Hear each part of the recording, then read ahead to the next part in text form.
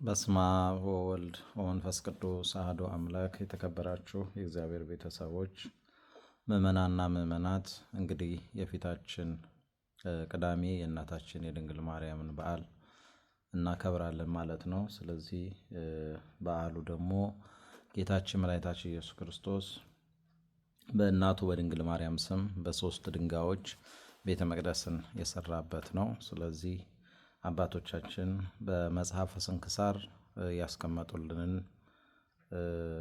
ይሄንን የአምላካችንን የቤተ መቅደሱን ስራ መጽሐፍ እናነባለን ማለት ነው። ወደዛ እንሄዳለን። በረከቱ በሁላችን ላይ ይደርብን። አንድ አምላክ በሆነ በአብ በወልድ በመንፈስ ቅዱስ ስም ሰኔ 21 ቀን በዚች ዕለት የአዳምና የዘሩ ድህነት የተደረገባት አምላክን የወለደች የእመቤታችን ቅድስት ድንግል ማርያም የታላቁ በዓል መታሰቢያና በዓለም ሁሉ የቤተ ክርስቲያን መታነጽ መታሰቢያ ነው። ከሁሉ አስቀድሞ ያቺ ቤተ ክርስቲያን በሐዋርያት ዘመን ብቻዋን ታነጸች። ይኸውም ጳውሎስና በርናባስ በአሕዛብ ውስጥ በሰበኩ ጊዜ ክብር ይግባውና በጌታችን በኢየሱስ ክርስቶስ አመኑ። ከሰዎች ቤቶች በቀር ቅዱስ ቁርባንን የሚቀበሉበት ቤተ ክርስቲያንም አልነበራቸውም ነበር። ስለዚህም ወደ ጴጥሮስና ወደ ሐዋርያት ሁሉ ስለ ቤተ ክርስቲያን መታነጽ ጉዳይ እየለመኑ መልእክትን ላኩ። ሐዋርያትም እንዲህ ብለው መለሱላቸው። ክብር ይግባውና ያለ ጌታችን ፈቃደኛ ምን አንሰራም። ነገር ግን የምንሰራውን እስኪያስረዳን ድረስ ወደ እግዚአብሔር እየጸለዩና እየማለዱ አንድ ሱባኤ ይጾሙ ዘንድ ወደ ሃይማኖት የተመለሱ አሕዛብን አዘዟቸው። እንዲሁም አዘዟቸው። በሱባኤው ፍጻሜ ክብር ይግባውና ጌታችን ኢየሱስ ክርስቶስ ተገለጸላቸው። ሐዋርያትም ሁሉ ከየአገሮች ሁሉ እስከ ፊልጵስዩስ በደመና ሰበሰባቸው። ከእርሳቸውም ጋር ጳውሎስና በርናባስ ነበሩ። ጌታችንም ባረካቸው፣ እንዲህም ብሎ ነገራቸው። ይህች ዕለት በእናቴ በማርያም ስም በአራቱ ማዕዘነ ዓለም አብያተ ክርስቲያናት እንዲታነጹ የፈቀድኩባት ናት። ይህንንም ብሎ ከከተማዋ በስተ ምስራቅ በኩል አወጣቸው። የቤተ ክርስቲያኒቱንም ቦታና መሠረቷን ወሰነላቸው። ከእርሳቸውም ጋር የእግዚአብሔር ኃይል ነበረ። የቤተ ክርስቲያኒቷ ሕንፃዋ እስከተፈጸመ ድረስ ደንጊያዎች በሐዋርያት እጆች ውስጥ ይለመልሙ ነበር። ጌታችንም ንዋየ ቅድሳቷን አልባሳትዋን እና መሰዊያውን አዘጋጀ። ከዚህ በኋላ ጌታችን እጁን በጴጥሮስ ራስ ላይ ጭኖ በአራቱ ማዕዘነ ዓለም ውስጥ አርሳይሮስ ብሎ ሾመው። ይህም ሊቀ ጳጳሳት ማለት ነው። ለሐዋርያት አለቃ ጴጥሮስ ከጽንፍ እስከ ጽንፍ የጳጳሳት አለቃ ይሆን ዘንድ ይገባዋል እያሉ ሰማያውያን መላእክትና ምድራውያን ሰዎች 3 ጊዜ አሰምተው ተናገሩ። ከዚህ በኋላ ጌታችን ሐዋርያትን የቁርባኑን ቅዳሴ ሥርዓት ያከናውኑ ዘንድ ለሕዝቡም ሥጋውን ደሙን ያቀብሏቸው ዘንድ አዘዛቸው።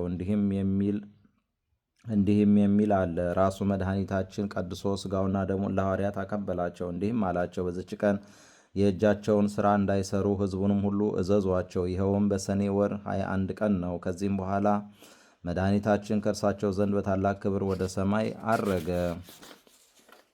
ከዚህችም ቀን ጀምሮ አባቶቻችን ሐዋርያት በዓለም ሁሉ ውስጥ አምላክን በወለደች በእመቤታችን ቅድስት ድንግል ማርያም ስም ቤተ ክርስቲያን የሚያሳንጹ ሆኑ። በቄሳርያው ሊቀ ጳጳሳት በባስልዮስ ዘመን እንዲህም ሆነ። በእመቤታችን ቅድስት ድንግል ማርያም ስም ቤተ ክርስቲያን በሠራ ጊዜ በውስጡ የእመቤታችን የማርያም ስዕል ይስልበት ዘንድ ሰሌዳ ፈለገ። ሰዎችም በአንድ ባለጸጋ ዘንድ ስለአለ አንድ መልካም ሰሌዳ ነገሩት።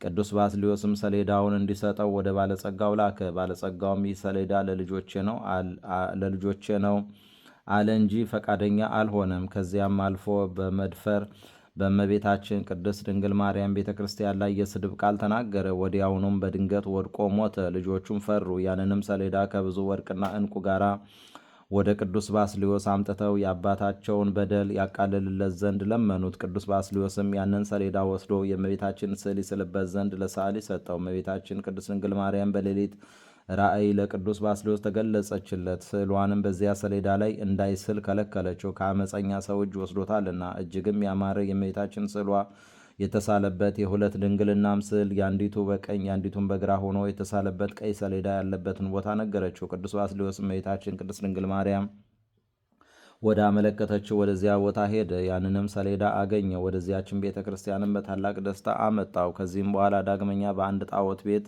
2 ምሰሶዎች እንዳሉ አስረዳቸው። እነርሱንም አምጥቶ በመቅደሱ ፊት ለፊት እንዲያቆማቸው በላያቸውም ስዕሏን እንዲያኖር አዘዘችው። ቅዱስ ባስልዮስም እነዚያን ምሰሶዎች ያመጣቸው ዘንድ ሄደ።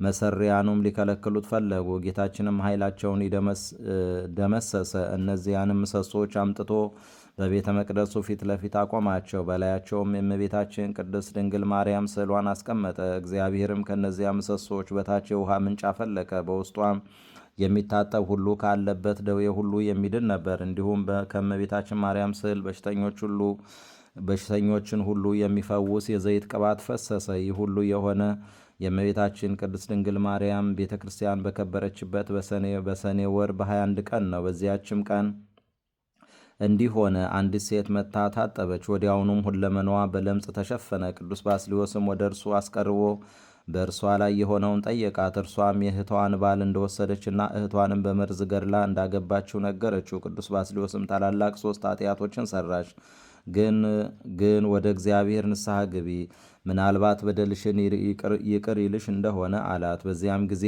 ምድር ተሰንጥቃ እንደ ዳታን ዋጠቻት። እርሷም የረከሰች ስትሆን ወደ ቤተ ክርስቲያን መግባትን ደፍራለችና እኛ ሁላችንም የክርስቲያን ወገኖች አምላክን ለወለደች ለእመቤታችን ለከበረ ድንግል ማርያም ለመታሰቢያ መንፈሳዊ በዓል ልናደርግ ይገባናል። ስለ እርሷ ለአዳምና ለሁላችን ለልጆቹ ድህነት ሆኗልና ይህንንም በዓል ለማድረግ የሚተጋ የተመሰገነ ነው። እርሷንም ለመረጣትና ለወደዳት በስጋም እንድትወልደው ላደረገ ለእግዚአብሔር ምስጋና ይሁን። እኛንም በእርሷ በእመቤታችን ድንግል ማርያም አማላጅነት ይማረን፣ በረከቷም ከእኛ ጋር ይሁን ለዘላለሙ አሜን። ከእመቤታችን ረድኤቷን በረከቷን ያሳድርብን። በዓሉን የሰላም የጤና እንዲያደርግልን ቅዱስ ፈቃዱ ይሆንልን። ይህንንም የምትሰሙ ልጆቻችን በረከቷ ረድኤቷ የእናታችን የድንግል ማርያም እንዲደርሳችሁ ፈቃዷ ይሆንልን። የልጇን በረከት ይደርባችሁ።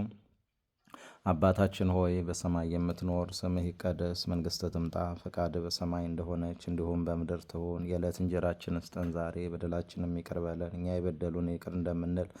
አቤቱ ወደ ፈተና አታግባን፣ ከክፉ ሁሉ አድነን እንጂ መንግሥት ያንተ ናትና፣ ኃይል፣ ክብር፣ ምስጋና ለዘላለሙ አሜን።